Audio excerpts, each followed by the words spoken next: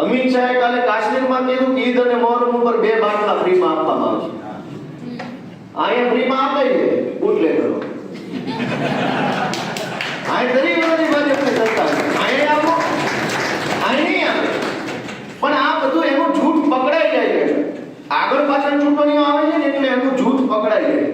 2 રાજ્યવાળા આમને સામને સરખામણી કરે છે કે તમારે કાશ્મીરની અંદર બાટલો ફ્રી આપવો છે, ગુજરાતમાં કેમ નથી આપતા? એટલે લોકો ગુજરાતમાં વિરોધ કરે. એટલે 2 ચૂંટણીઓ સાથે આવે તો એક ગપ્પામાં બધા રાજ્યો સચવાય. હવે એને રાજસ્થાનમાં 450 નો બાટલો ગેસ વાળો પેલો, અહીંયા 1200 નો બાટલો.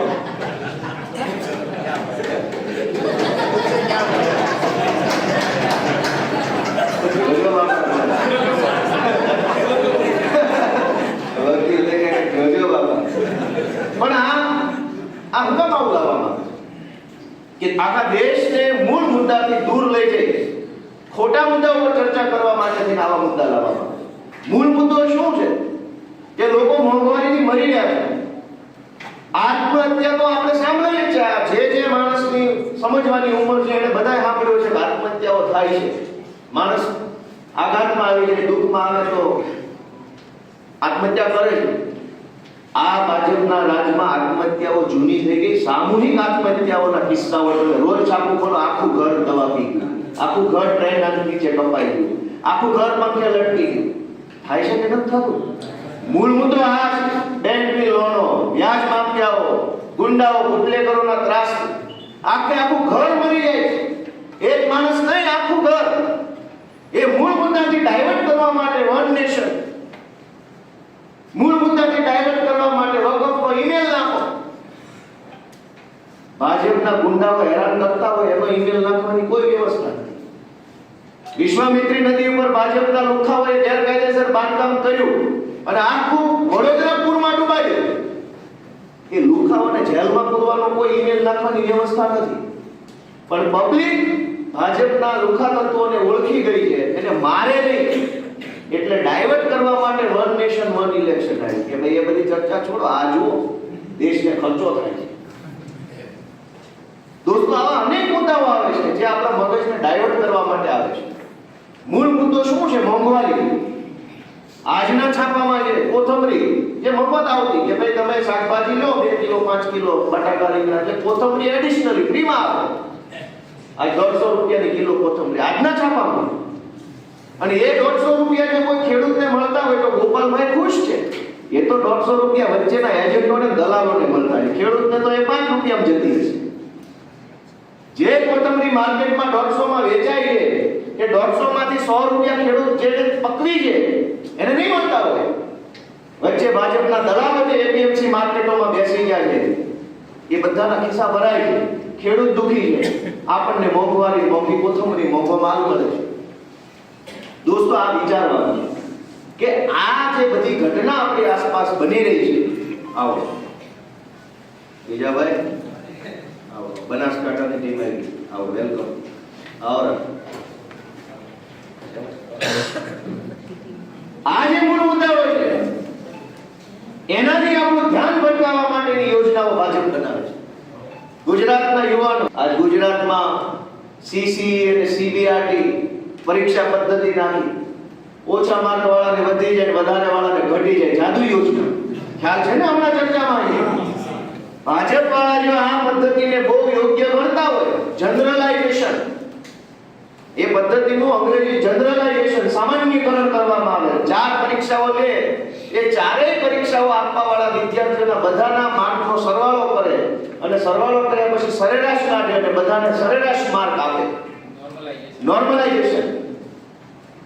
વિધાનસભાની ચૂંટણીમાં કરો નોર્મલાઇઝેશન તો આમ આદમી પાર્ટીના 20 ધારાસભ્ય જીતે છે.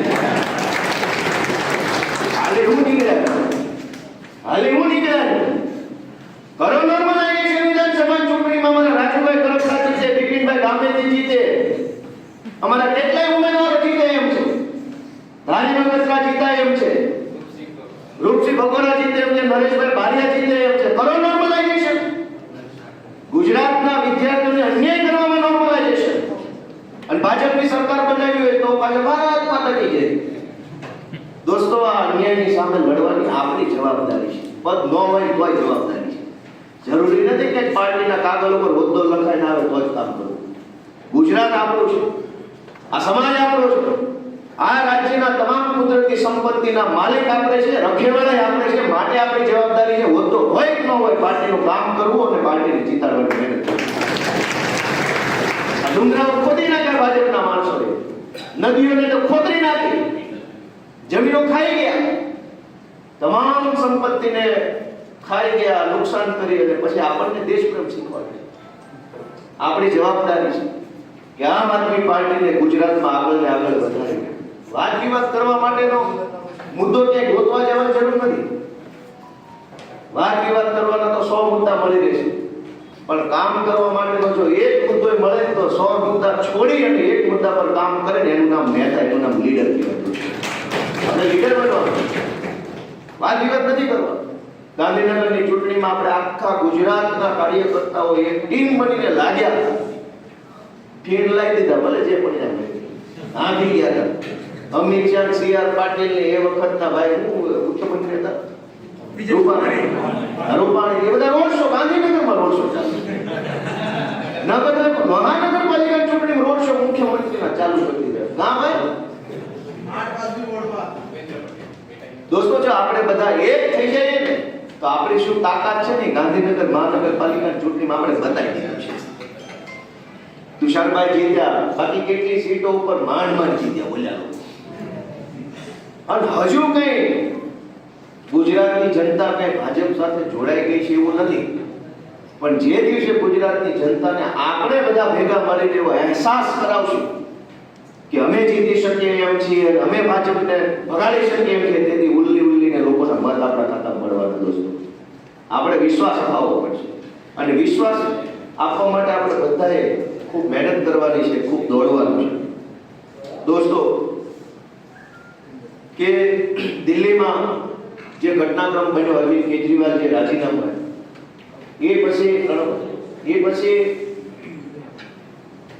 ભાજપ વાળાએ 2-3 વસ્તુ ટીવીમાં આપી કે ભાઈ એ તો એના ઉપર ભ્રષ્ટાચારનો આરોપ લાગ્યો છે ને એટલે રાજીનામું આપ્યું. આરોપ તો વડોદરાના કોર્પોરેટર ઉપર લાગ્યો છે, બહુ ઈમાનદાર હોય તો આપી દે એ રાજીનામું. તમારી પાર્ટીને પટાવાળા રાજીનામું આપવાની હિંમત ધરાવતો નથી તો મુખ્યમંત્રીને કેમ ભ્રષ્ટાચાર કર્યો રાજીનામું આપ્યું? રાજકોટ કોર્પોરેશનમાં અગ્નિકાંડ થયો, બધા ભાજપવાળા પર આરોપ લાગ્યો છે. અને ગામ આરોપ લગાવે, આમ આદમી પાર્ટી આરોપ લગાવે, એ તો હવે રાજકારણ છે એટલે કોઈ કેમ કે ખામમાં બધા આરોપ લગાવતા છે. હવે તો અંદર આરોપ ચાલુ થઈ જાય છે. જવાહર ચાવડાએ કીધું ભાજપનું કાર્યાલય કિરીટ પટેલે બનાવ્યું, એમાં કૌભાંડ કર્યું. જો આપી દો બે ખામમાં રાજીનામું. અમે તો નથી લગાવ્યો યાર, આમ આદમી પાર્ટી નથી લગાવ્યો, ભાજપમાં તે ભ્રષ્ટાચાર કર્યો. જો ભ્રષ્ટાચારના કારણે અરવિંદ કેજરીવાલે રાજીનામું આપ્યું હોય તો આરોપ તો તમારા ઉપર લાગ્યો છે. એટલે એમ કહેવાનું છે કે એનામાં હિંમત છે, ઈમાનદાર છે ને એટલે રાજીનામું આપ્યું છે. પરીક્ષા આપી, અગ્નિ પરીક્ષા. ભાજપ વાળાની વકાત નથી કે અગ્નિ પરીક્ષા આપવાની વાત કરે. બોલે કોઈ માંડવલાલ ગુજરાતમાંથી કોઈ અગ્નિ પરીક્ષા આપી, ગામ હળગાઈ દે. પરીક્ષા હળગાઈ દે, પરીક્ષા લેવાની નથી. અગ્નિ પરીક્ષા બોલાય નહીં, એનાથી શબ્દ નો બોલાય. અગ્નિ એટલું જ કામ છે, ભટકતાળો. સાચી વાત કે ખોટી વાત? અરવિંદ કેજરીવાલે કીધું કે મારા ઉપર ભ્રષ્ટાચારનો આરોપ લાગ્યો છે, આઘાત લાગ્યો છે. એક સારા માણસને કોઈ બદમાશ કહી જાય, ખરાબ કહી જાય, તેને કેટલું દુઃખ લાગે છે. આપણા ઉપર કોઈ ખોટું આળ નાખે, આપણા વિશે ખોટી વાત કરતા આપણને અંદરથી કેવું લાગે? અરવિંદ કેજરીવાલ જેવા કટ્ટર ઈમાનદાર માણસને 4 પૈસાના ભાજપ વાળાએ ભ્રષ્ટ કીધા, એનું એને દુઃખ લાગ્યું અને એટલે એને કીધું હું અગ્નિ પરીક્ષા આપીશ ને જ્યાં સુધી અગ્નિ પરીક્ષામાં પાસ નહીં થાય ત્યાં સુધી સીએમની ખુરશી પર નહીં રહેશું. માટે રાજીનામું આપ્યું. મુખ્યમંત્રીએ રાજીનામું આપ્યું. ભાજપમાં તો કોર્પોરેટરની હેસિયત નથી. બાકી આપે છે વડોદરા વાળા અગ્નિ પરીક્ષા, વડોદરા વાળા પાણી પરીક્ષા લઈ લે, ડૂબાડી નથી એની એવી હિંમત. ભાઈ આ વાત સાચી કીધી, કોને કીધી? દોસ્તો, કટ્ટર ઈમાનદાર વ્યક્તિ આજના જમાનામાં હોવું એ બહુ અઘરી વસ્તુ છે. એની બહુ પરીક્ષા આપવી પડે છે. 5 મહિના સુધી એક મુખ્યમંત્રીને જેલમાં રાખવામાં આવે, આ દેશના ઇતિહાસમાં ક્યારેય નથી બન્યું. કે ચાલુ મુખ્યમંત્રી જેલમાં, ભ્રષ્ટાચારના આરોપો તો બધી જ પાર્ટી ઉપર બધી પાર્ટીએ હામહામા લગાવેલા જ છે, તો જેલમાં કોઈ નથી જવું પડે. દેશની તમામ પાર્ટીએ એક બીજી પાર્ટી ભ્રષ્ટાચારી કીધી છે, એ વાત સાચી કે ખોટી? તોય જેની સરકાર બને એને બીજી પાર્ટી જેલમાં પૂરવાનું કામ નથી કર્યું. શું કામ? કે કાં તો એને ભ્રષ્ટાચારનો આરોપ ખોટો મૂક્યો હોય અને કાં તો જે આરોપ મૂક્યો હોય એમાંથી કટકી મળી ગઈ હોય. તો આ કિસ્સામાં અરવિંદ કેજરીવાલને જેલમાં પૂરવામાં આવ્યા. શું કામ? કે ઈમાનદાર માણસ હતા એટલે એને જેલમાં પૂરવામાં આવ્યા. જો ભ્રષ્ટાચારી હોત તો જેલમાં કોણ જેલમાં છે? કોંગ્રેસે ભાજપ ઉપર ભ્રષ્ટાચારના આરોપ મૂક્યા, ભાજપે કોંગ્રેસ ઉપર મૂક્યા. બે પાછળ બહાર છે અને બેયની પાસે રાજ્ય સરકારો છે. અલગ અલગ રાજ્યોમાં ભાજપ ને અલગ અલગમાં કોંગ્રેસની હામહામા કોઈ જેલમાં નથી મોકલતી. પણ અરવિંદ કેજરીવાલ એટલે જેલમાં મોકલ્યા કે એને સારી સ્કૂલ બનાવી, દવાખાના બનાવ્યા, લોકોને એક નવી દિશા આપવાનું કામ કર્યું. રાજનીતિની એક સારી દિશા બતાવી કે ભાઈ સ્કૂલ બનવી જોઈએ, દવાખાના બનવા જોઈએ. અને ભાજપને અરવિંદ કેજરીવાલે જે સ્કૂલની રાજનીતિનો રસ્તો બતાવ્યો ને એનો જવાબ આજે એ નથી મળતો. આનો જવાબ હું આપો? એમ તો નો કહેવાય સ્કૂલ નો બનાવો એ. કેજરીવાલ આખા દેશમાં સ્કૂલનો મુદ્દો ઉઠાવે છે, એનો વિરોધ કેવી રીતે કોઈ કરશે? અને સ્કૂલના મુદ્દા ઉપર કેજરીવાલ આગળ વધે છે અને રોકવાના બીજા કોઈ મુદ્દા નથી, એટલે એની ઉપર ભાજપવાળા કીચડ ફેંકે કે ભ્રષ્ટાચાર કરે છે. 2020માં ઈડી નો પહેલો સીબીઆઈ કેસ થયેલો પહેલી વખત. 2020 થી 2024 4 વર્ષ સુધી ઈડી સીબીઆઈ તપાસ કરે છે. હજુ સુધી પાવલી કોઈ જગ્યાએ ક્યાંય મળી આવી નથી. ભ્રષ્ટાચાર બહુ થયો છે પણ પાવલી કોઈ મળતી નથી. ગયા ક્યાં રૂપિયા? વિચાર કરો, અરવિંદ કેજરીવાલ જે સીએમ હાઉસ ખાલી કરે છે, એની પાસે રહેવા દિલ્હીમાં મકાન નથી. ભાજપના 4 પૈસાના પાયદળિયા હોય આ ગાંધીનગરમાં પ્લોટ લઈ લીધા છે. થલતેજમાં, બોપલમાં, શીલજમાં, શેલામાં, સેક્ટર 22માં બધા બંગલા બનાવી લીધા ભાજપના પાયદળિયા હોય.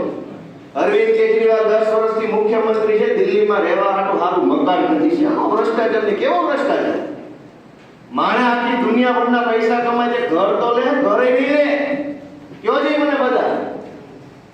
દુનિયાનો કોઈ પણ માણસ 1 નંબરના રસ્તે કે 2 નંબરના રસ્તે રૂપિયા કમાય પહેલું કામ શું કરે? મકાન જ લે ને. નહીતર મકાન જ ન લેવું તો પૈસા શું કામ લેવા છે? 10 વર્ષથી જે માણસ મુખ્યમંત્રી છે એનો આખા ભારતમાં ક્યાંય ઘરનું સારું ઘર નથી. એની ઉપર ભાજપવાળા કીચડ ફેંક્યો કે ભ્રષ્ટાચાર કર્યો. મંત્રીના ડ્રાઈવરોના એટલે ગાંધીનગરમાં બંગલા બની ગયા છે ભાજપવાળા.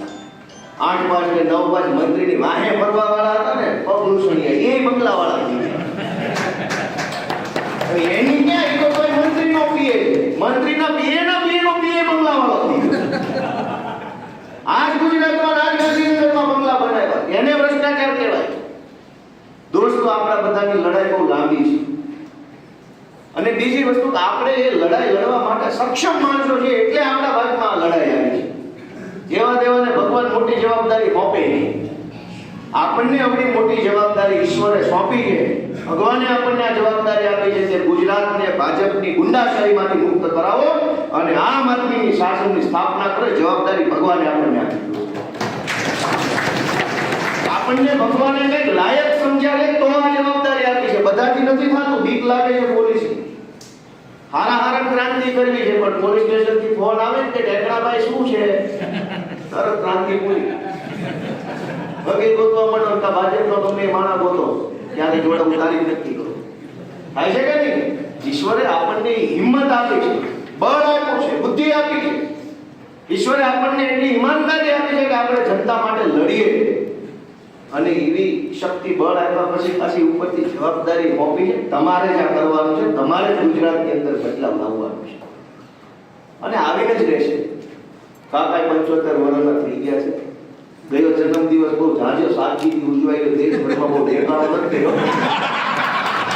શું કામ ખબર છે? હું હમણાં દિલ્હી ગયો ને, મેં પૂછ્યું 2-3 જણ કે કેમ આ વખતે બહુ દેખાડો નતો, બ્લડ ડોનેશન કેમ્પ ને રોડ ઉપર ટોળા નીકળી જાય, શોભાયાત્રા. ઈ કે 75 વર્ષના થઈ ગયા, બહુ દેખાડો કરી તો આખા ગામને ખબર પડી જાય કે કાઢવાનો ટાઈમ આવી ગયો. એટલે આ વખતે માફ કરે તો આ વખતે કોઈ કહેવાનું નહોતું, બતાવવાનું હતું ટૂંકમાં. કોઈ ખબર ન પડી જાય 75 નો થઈ ગયો અને ગમે ત્યારે કાઢી નાખો. દોસ્તો, 27 પહેલા 2027 પહેલા ભાજપ વાળા મને એવું લાગે છે કે આનું કંઈક ગમે ઈ નિકાલ લાવશે. એટલે આ જન્મદિવસ તમે જો ગુજરાતમાં આવી ઉજવો, એની પહેલાનો ક્યાં ઉજવો, એની પહેલાનો ક્યાં ઉજવો, તો અત્યારે હું કાર્યક્રમ થતા ગૂગલમાં જોજો, બહુ ભવ્ય કાર્યક્રમ. એ કે ભાઈ આ તો રાષ્ટ્રીય જન્મદિવસ. શેનો રાષ્ટ્રીય જન્મદિવસ? પણ આ વખતે ચૂપચાપ પૂરું કર્યું, ફીરલો વાળવાની વાત હતી. હું તમે એ સમજાય કે બહુ દેખાડો કરશો ને તો વહેલો ધક્કો મારશે.